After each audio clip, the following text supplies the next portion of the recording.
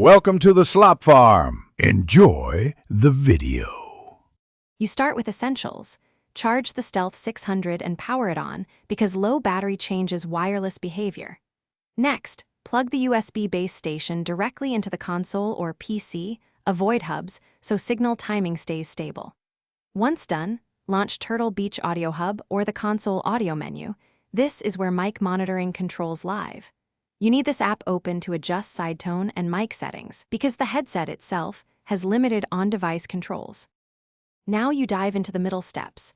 In the Audio Hub, find mic monitoring or side tone and set it between 10 and 30% so you hear yourself without echo. While there, check chat/game balance. Disable automatic mix overrides so monitoring stays consistent. Update firmware if prompted because many monitoring bugs are fixed in updates.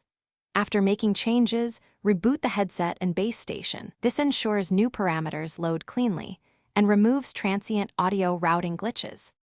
Finish by testing voice in a real chat and in-game session because synthetic tones can lie. Slowly tweak side tone until it feels natural.